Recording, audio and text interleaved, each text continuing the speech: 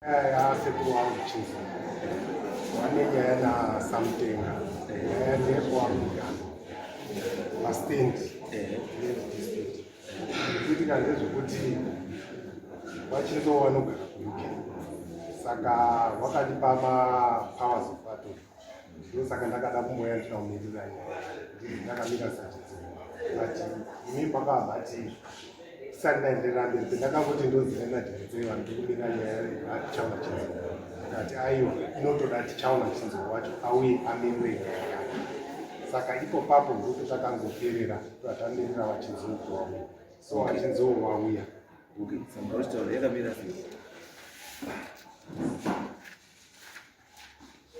pamusoro ndini tichaona chinziro mugore ra2017 ndakanga ndakutoshanda ndiri kunze saka takauya tiine urongwa hwemusha medu tichichadomura mai ndokubva ndakufambirawo masabhuku ndichitsvaga pekugara saka ndakaenda kwasabhuku mangwana ndichikumbirawo nzvimbo yekuti ndinge chizoitawo musha wavo saka sabhuku wakatiwo mune nzvimbo dzirimo dzine vanhu vakasimuka ndichasara ndichikutarisirai ndokufonerai zvamati munei wanyuki muri pamwe ndabvapo kwakangopera mazuva mairi obva wandifonera sabhuku wakati sachizosvikai ndikurakidzei pane nzvimbo dzinokwana 3 dzandida kuti muone saka pandakasvika kwasabhuku mangwanda tichitaura tiri mumba mavo ndakati mimi pane dzamaona dzachoni yamunofunga kuti iri nani pane dzese ngatitange tinoona ikoko kana pasina zvandisina kufara nayo totarisa pane the next one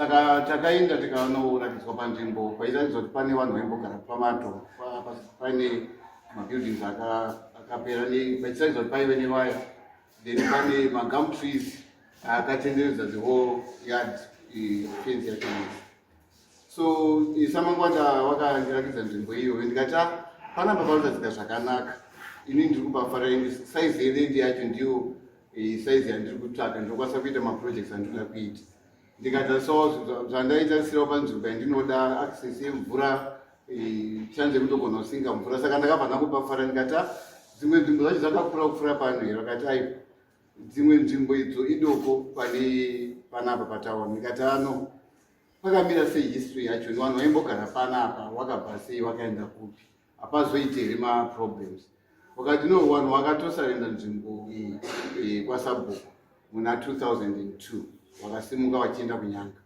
saka kusimuka kwavaita mazuva ayavasimuka mamwe mabuildings anga achiri intact paive neorchard yakanyatsogadzirwa zvakanaka paive nedam plus plantation yemagum trees nefensi yavo iyoyo saka wakasiya soko rekuti kana mazowana paita munhu anoda kugara panzvimbo ino munozotizivisa nekuti tine zvinhu zvedu zvatakataita kudevelopa nzvimbo tozodawo something from that ndikati ko havana vanakomana vakawanda here vangazode kudzoka pano vakati no kuziva kwatiri kuita pari zvino tinogona kucheka tichiverify asi pari zvino vana vavo vese mukomana atinoziva one pane vasikana vane dzimba dzavo mukomana ane musha wake so from that point wakati nekuda kuti pane zvoda kubhadharwa izvozvo the first thing wakati ngatizivise ishe kuti mune interest nekuti mugare panzvimbo ino nemamwe maprocess avanoita emuvillage ekutaura nemavillage committees then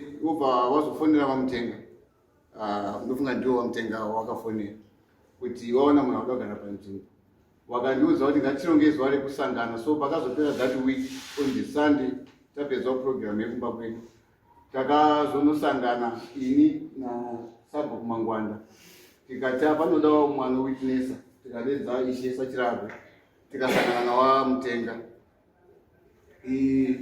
tasangana paya takataurirana hatina kusanganirana panzvimbo nekuti vanogara kunonzi kuchirindi saka taibva kuchirarwa kumajesi takanosangana panyamazi pamasho panonzi pamakoto papari more like pacenter point tasangana ipapo takataurirana vamutenga vakataura mari yavaida pazvinhu zvaivepo ndinoyeuka samangwanda wakaomedza zvekuti kudai uri paukama hwavo pakugarisana vanomita mwana vachimuti hatisi kutengesa stand nekuti ivhu nderenyika haritengeswi iwewe zvinhu zvauri kutaura zvizhinji hapasisina dzimba dzakasoparara, fenzi makasiya yakabiwa pasina, asi miti iripo, magum trees. Orchard yakaparara zvakare, pasara miti mishomanene yeorchard. Mukutaurirana ikoko wakatanga kutaura mari dzakakwira, asi takazosetla $1,250. Ndikawapa mari yekubata ipapo $50. Ndikati izvo ndafambira program yamai nefamily, handina cash, asi ndichingodzoka ndobva ndakutumirai mari yenyu. Mari ndichatumira kuna sub nekuti ndaenda kwasub ndisaka pekugara. Saka imi munozoenda mozopiwa kwasub, ndiwa munokommunicata naye. Saka kubva ipapo ndakadzoka kubasa. Musi wa 23 August 2017 ndikatumira $600. Musi wa 26 August ndikatumira the other one. Kupera kwa August ikoko ndofunga musi wa 30 or 31 samangwanda vakandizivisa vakati tapedzerana samutenga, tavarongedzera pasiro yavo, sachinzosununguka inzvimbo yenyu, hapasina kana problem. Taakuchiita process dzedu dzekunyorai mubhuku, muona kuti magadzirisa zvinodiwa kwaishe. Ndikatofonera zvakare kuti ishe chii chimwe chandinoda kuti ndigadzirise, vakandiudza zvinosanganisira mbudzi nejongwe. Ndikatuma kamuzukuru kangu kari kumba kwedu, tikagadzisa izvozvo zvikava zvapera. Tikagara murunyararo from 2017 September. Come 2023 February, 5.5 years later, ndaive mumwe muzukuru wangu ari kundibatsira pamba, funga uyo ari panapo ane 2 vana wake maminors, ndiye ari kundibatsira pamba. Saka rimwe musi wa 8 February akandifonera kuti sekuru, pano pasvika vanhu, pasvika vanhu samutenga, asi vauya vaine truck nevarume vanosvika kuma10 or so. Wapinda wakati panapa panonzi pamutenga. Ndikati ndimashero here, ndikati but ndiye munhu watakataurirana naye, anogotsoka achiti pano panonzi pamutenga zvoita sei. Anzi watopinda wakabva wodzika pasi kwemunda, kwaive nematongo, dzimba dzamunda kawakira ndoti pawanga wakakadzawo wakadhiadha ende. Saka wakaenda ikoko almost closer to half or 2/5 of the land. Wakabva waisa waya, wabva wagura munda, wakati ndekwangu, ndekwamutenga, iwe chinzonogara. Ende nemaitikire zvaiitika ipapo zvakavhundutsa vana. Saka chekutanga ndakavaudza kuti vana, tarisai kana muri safe, first thing is your safety. Endai kwasabhuku, first thing munotaura ikoko. Ndikafonera sabhuku ndikavaudza kuti ndizvo zvapitika kumba. Saka kubva ipapo ndakachiona kuti ndikwanise kuuya nasingakwanisi panguva iyoyo. Ndikati saka tingaite sei kuti igadzirisike, nyaya ingade kuti iende nenzira dzayo dzematare. Ndipo ndakazogadzirisa zvepower of attorney, ndikakumbira muzukuru wangu munzeiwa kuti anga achindimiririra kuenda kwasabhuku kana matare ese nhau yemunda iyo kufamba zvazvichiita. Saka pawakaenda kwasabhuku ndo pawakatraya kuti vadedze wamutenga. Wamutenga vakataura kuti havatongwi nasabhuku, havasiri under sabhuku. Ndikasaka kana wadaro kuti havasanda sabhuku tinoenda kupi?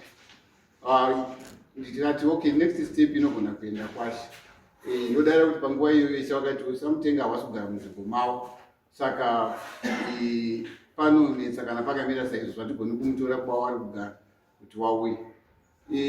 Zvakadaro takasvika panguva yekuti tizokwanise tisati tasvika pakutaura nevo samutenga, because apawaramba kutaura navo ndakachinzwa kuti mai vari kunditsvaga, vada kutaura neni, mai wasamutenga. Ndandisati ndambotaura navo.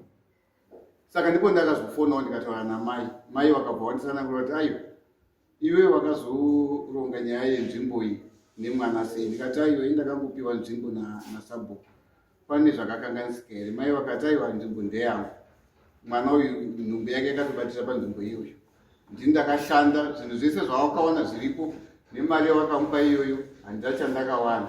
Ndikati aiwa mai, isu pataitaura naye aitoti mai vanodawo something, tiri mhuri, saka toda something out of it.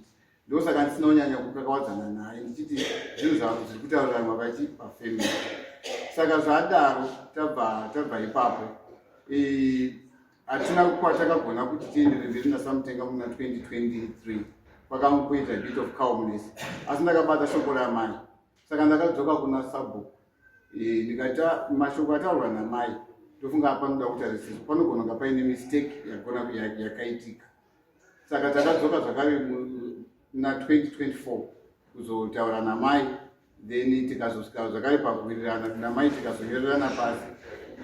Mai wakazotowanira something because waita vana chavakawana, tikawapa $800 zvakare.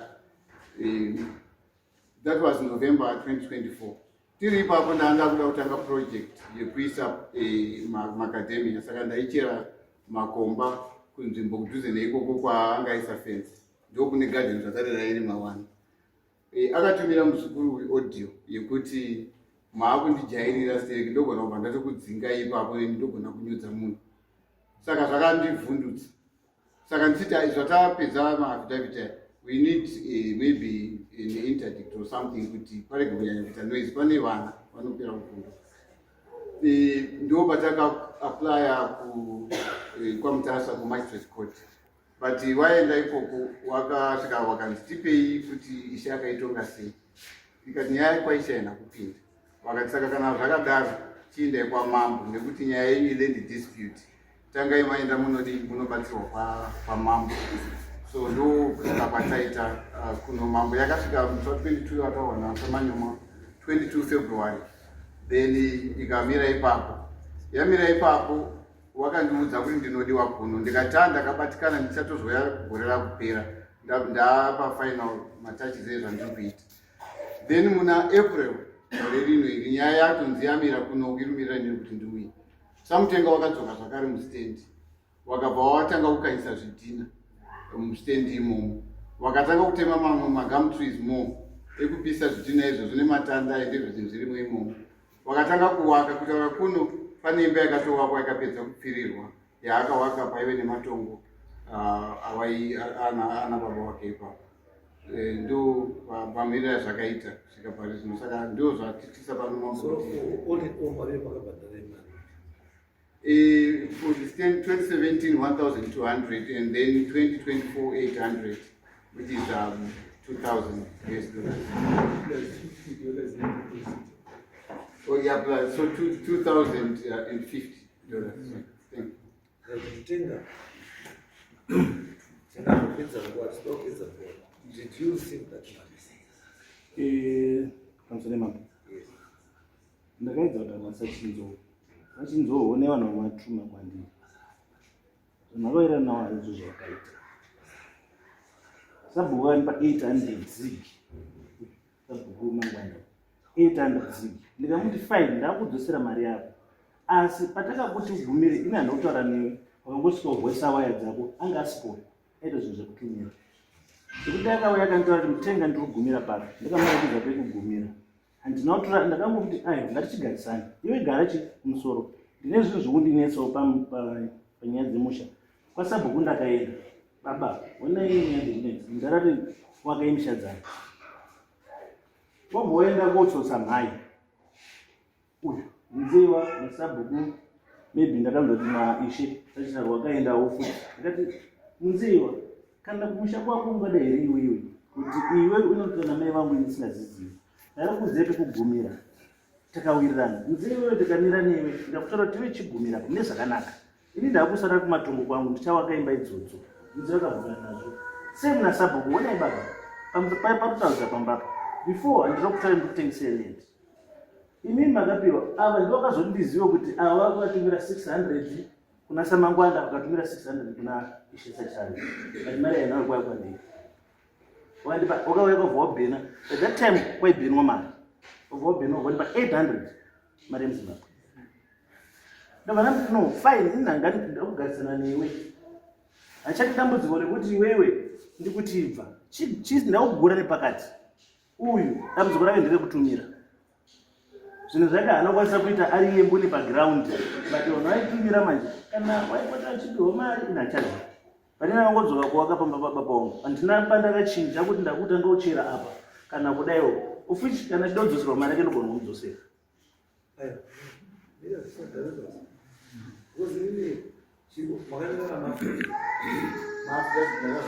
namai wake pandakataura naye changamiri ndakaenda pasabhuku. Saka mupfungwa mangu ndakati handisi kudhira namutenga, ndiri kudhira nasabhuku, ndozi ndiro wandipa nzvimbo. And sabhuku aiti but inini maiwari unoti maiwari iri pekuti maiwari iri pekuti kana maiwari wapenyu ndiye survival spouse. Mai ari mupenyu ndiye survival spouse. Saka decision yamunopiwa kamai ndiyo.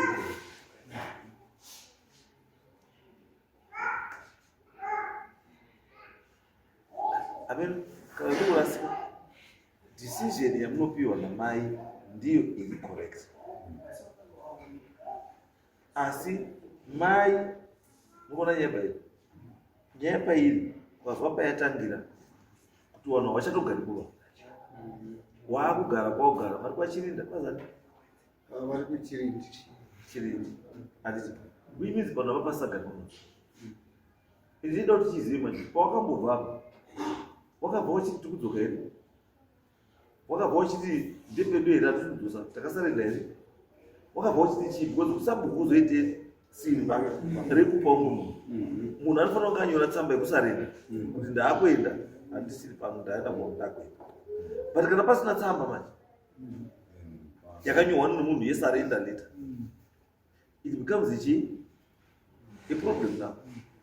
Ine zvandikubvunza futi kuti munotora nenyaya yemari, but whether yanga iri zigi kana kuti yanga iri bond kana kuti chii, as long as you accepted that money it means that you are in the deal. No matter how much, what color of the currency, what type of currency kana kuti chii, the moment yekuti wakaitambira iwe wakaitambira uchiti kutambira yei yanga iri yei. It's not about kudzosera munhu mari. No, that's not important. The issue is about kuti mari izobhadharwe. What was the deal? Pamusoro chanamini uyu akati ndiri kuda a piece of land. Zvandiri kuda piece of land, mukadzi vangu inini atadza kuirana nekwandinogara kunova kumasanga. Fine, haana kuzodzoka kwandiri. Inini ndakazonzwa kuti patososwa ende vaenda nepo pese papaine maboundaries. Akamurakidza boundary ndiani? Ndini here kana kuti ndiani? Iwe pawakazoya nawo 10 uchifenza handiti pawakafenza ndikando boundary rawakafenza boundary kare uri kuti uyu ari kugumira paini ndiri kutangira pachena. Saka issue yedu yakuchitangira pekuti issue yaina kutanga pekuti wakafenza. Issue yatanga kuti wani kakicheni kawo ako wakafuti kunze kwefenzi. Hakusi kunze kwefenzi, uku ndekwangu, uku kwake kwandina kana kumbokubata. Uku ndekwangu, uku kwake uku. But the agreement yenyu pamakambotengeserana yanga iri yekuti munhu ari kutenga pese here kana kuti ari kutangira pape chiperera pa. Uyu ndakamuti ndichakupa no andikasabhuka ngaripo andikaishanga ngaripo imimi wokupasi kufamily kwako iwo wanga uinaani as witness because you can't do this thing alone. Wanga umbori naani wekumhuri kwako indakati ndega changa ndopane dambudziko ipapo because right now it's for you to change my goalposts because there's no one aripo anosapota zvawakadii zvamakaita because mai aripi right. Pamakamboita initial agreement yacho iwewe uchiita agreement nevanhu mai wako ukamutaurira mama mai wako wakamboita deal yekuti achizoya maziga wakamutaurira here mai? handina. What was the reason? Because zvinhu zvisina kujeka changamini. Asi zvisina kujeka so wakatambira mari zvina kujeka udarika papi wakatambira mari. Inini panaka ndakava ndichawaganhurira havana kuzwa wakwende mai inini ndakati inini arida piece of land ndakanitsanangurira chinzoona zvinozonesa izwa mutenga from day one pamakatanga tirirei zvinhu zvenyu zvasiri clear because iwe wakazisa maposition emuridzi usiri muridzi ndokutanga saka isuka takuitora manje mutemo yaextortion wakatora vanhu mari dzavo nenzira dzisina kutsamwa ngoda vanga rutaura kuti pakaya zigi ndakairamba taiti yesi ndinoona kuti yanga iri zigi ukaidi izigi ya kamwa mhamba ndiyo wakadiwira akaita subdivision yacho ndiani Ini ndofunga kuti sabhuku ndiye akaenda kupawa inandisini. Ini Akasubdivide ndinini ndiri kuti mimi gumira yapo. Andinoda dambudziko. Ndosaka ndikuti inini handini. Tati question iri pekuti, alright, pakambosara pacho pamakagurira. Pakasara neuyu chinzou. Pakakura sei? Pakakura chana. Pakakura sei? Ndito Ndegedzai ndoda kuedza kupainepi yacho. Because inini zvandaita ndaita kugweta. alright. Ndichida kuwarakidza kuti Sabu pakakura sei? Kutanga havana kufenza yadhi yese havana kufenza yadhi yese vakandofenza padiki mavaida kuisa maprojekti akacho saka inini aitona out of the country ndirikusanga chisunzo zvakanaka ndikazofonerwa nemadzimai wangu kuti iyi vauya imomo akafenzwa macho agarisa pakati peyadhi yaafenza fenzi wakumapeto kumapeto ndizvo akaita ndizvo akataita ndikati alright ndazvinzwa ndichati ndadzoka ndikadzoka ndikaona zviri saizvo pamakapa uyu makamupa pese here? ndakamupa pese paparicho ndikuti ngwakazopenzwa newe kwete pakafenzwa chete vakasiya imwe eri ravo Kwese namukupindura. Kwese ndikuti pamakaita dhiri renyu. Handiti neuyu. Uyu makamupa pese here stand yacho yese. Kana kuti kuti makamugurira tinyazi kuandastenda stand iyi initially yanga iri yavanhu vokwamaoko pakauya zveminda mirefu vokwamaoko varwaina varwawaya vokwamutenga ndovakabva vatora ipo vatora ipo papo ndipo vakachizosimuka papa vakatoa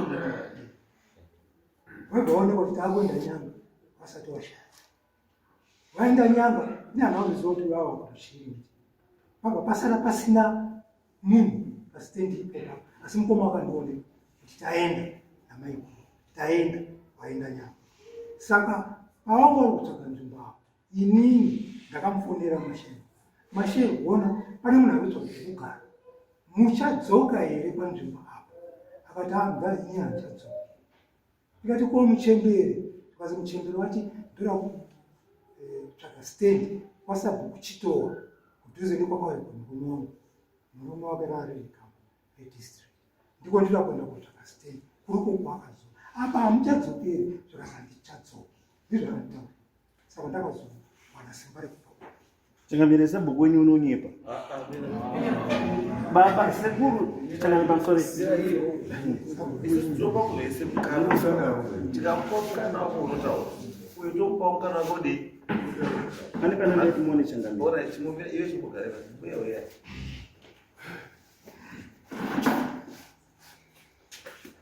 Translation. Ini ndini kuende. Zvinondirwa mwana wangu iwana. Ari wani wasikana kaizvo.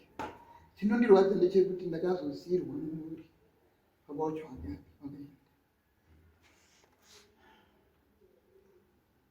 Zvinondipo. Saka wana baba ndishe wangu ini sechira. Nasabhuku wangu murume wangu.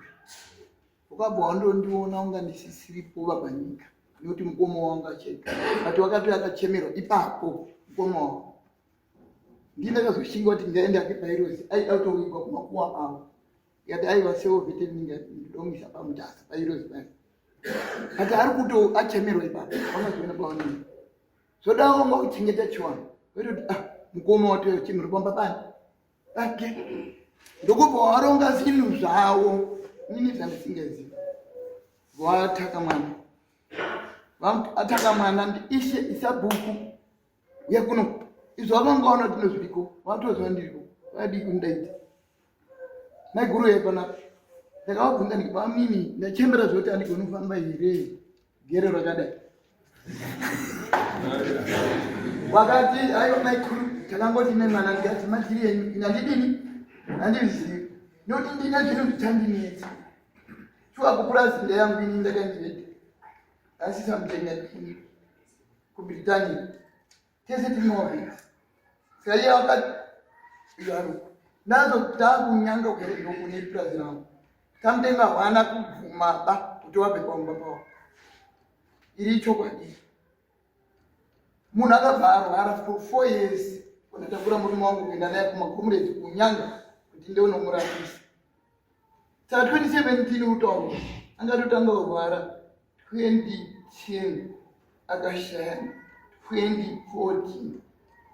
Saka ndafirwa kudai so handina kana option yekuti ndidzoke kumba ndiite zvimwe zvinhu handina kuzvigona. But iwo wakabvaenda make around waenda kuapproacha mwana. Mwana vatotondifana semunhu wemukomana zvidyesa nosamusha avati ndini vapi ndiufunga kuti ndizvo zvekuti dai wakagona kuti wataureni kuna kusina zvisizvo pawakazoita zvisizvo ini ndikukumbira kuti kune chiwano chinoitika samutenga wachemerwa apa akuuya chipoko gore rikudhika everyday gore negore tikaende bairo zitungu rakadhika kuti tizvifambire zvakutaura zvinofambira takafambirawo inokwerera pera pamberi imatopiwa kuti tafambira zvikandaro kuti ndasachemerwa ndimudzaedzimba dzangu tikatanga kugadzirisa ezvo zvokuti titori muchisiso kuti tigadzirise semuzi. Saka uyo wakabva angoita zvaita akamhanya handisi musapoti ungadai akadzoka kumhuri zvotaura kumangu kutaura nini nemhuri nyanga dzake.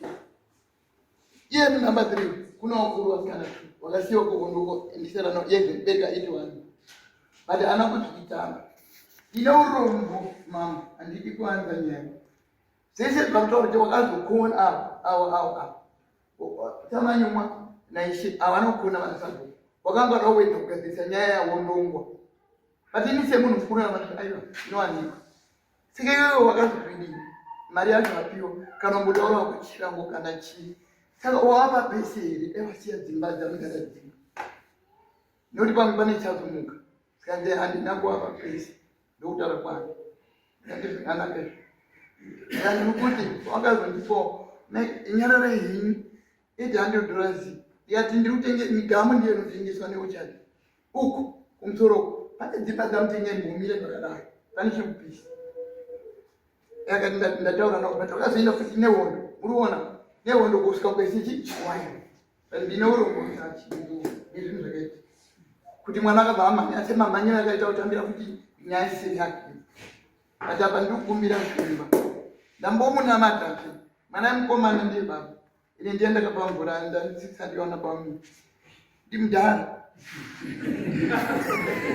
ndiri kukumbira baba ndikuisa musha wangu wandakagarira ngatiite izvi kuti titaure zvakanaka newe ini ndava pakati pako chindo mwana wangu iwe uri mwana wangu saka ngatingoti wawane kwawanga uri kuwana kuya kwena wosiya pane dzimba dzababa wako uchidzikawo kudai chindo wachikwirawo kudai mogarisana saka zvakari chindurudere papo kana kuti pangu hapana ndapera ndikukupara ndati ndakuda kuchinzwa kuti vanoti asi kuna shefu wangu ndabvuma.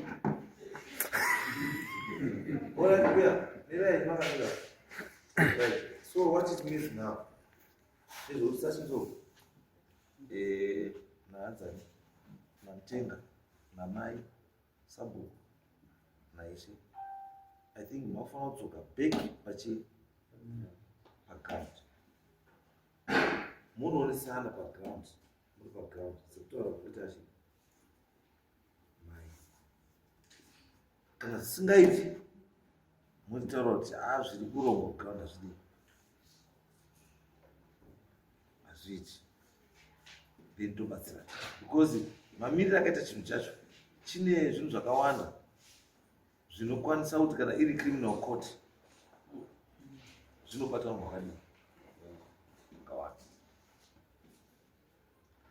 because ingava iri mugamu ingava iri chii nechii nechero wanopa maprize nekukaunda nekupa cost yeagritex isusu tinovakumbira agritex kuti endai pakati munowerenga kuti michero iripo mingani zviripo zvakati zvirimwa zviripo zvingani zvingaita mari topiwa chii cost yezvinhu zvese zviri ndo mashandiro azvinodii azvinoita but the fact yekuti pakachinjanwa chii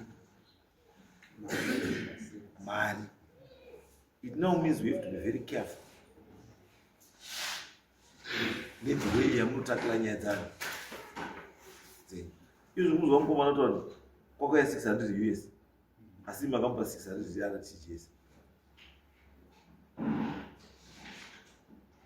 Nyaya dzakubuda apa dzakawanda. Saka ndosati endai paground mogadzirise chii nyaya yenyu sekuitanga kwamakadii kwamakaita. Imi mutenga namai nachidomo mukawirirana zvamawirirana inoitasino. Kana musina kuwirirana come back here ndinokubatsirai way forward.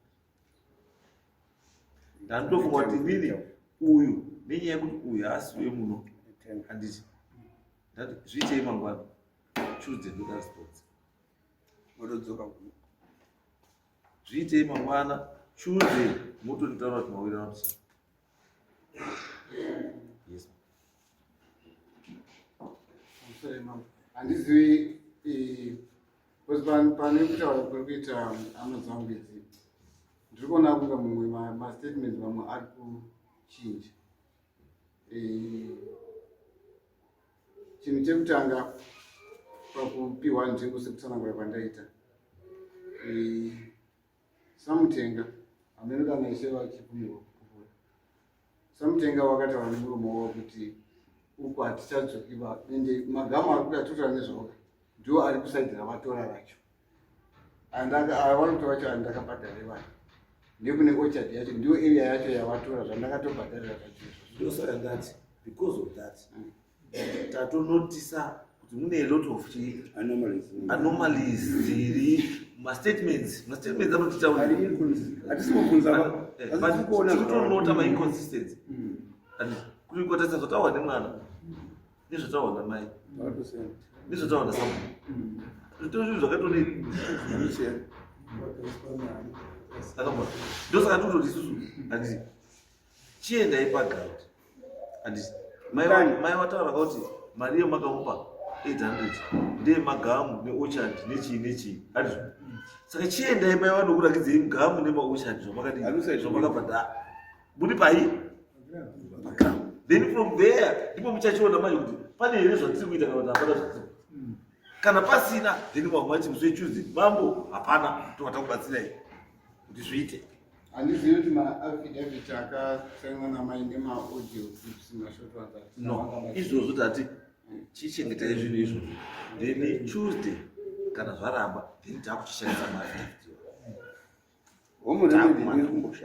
apa idomestic remedy yatiri kutsvaya kuti chimboendai paground pacho munoona muri paground pacho ipapo mumaona kuti ichi neichi handiti. Kana zvaramba then muchidzoka kungu takuchidawo maaudio aya takuda maaffidavit zvese tochitora ruti yatofanira kudii tofanira kutora kuti it's either kana iri recovery yemari kana kuti kana iri nyaya yekuti takutofaila for macriminal charges for zvakaitika ipapo. The choice is now ours. Because the chinhu chiri papo pane nyaya yeland and all land in Zimbabwe belongs to the president. All land is state land. And mutemo unotaura kuti land haiti sei haitengesi. Saka kana watengesa land wadefraudani president. So it's your issue against state. Then kana utorawo mari yemunhu usingazoti watorei mari yake uchishandisa kuti ndichazodai iextortion kwainoenda dzinoziva. Ndosaka ndinotaura kuti ndakuti for now go back paground munoonesana muri ipapo kana mawirirana justice then macompromise kana pachiitwa macompromise oita sei oitwa. Kana zvaramba then chidzokai panapa then isusu takuitora futi kuti domestic remedy yadii yaramba.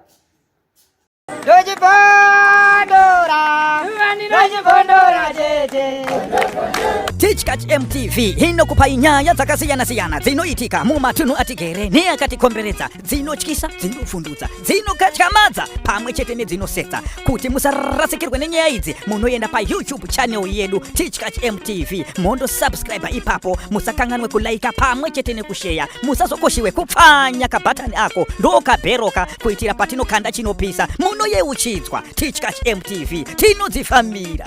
Dojipondora, dojipondora jeje.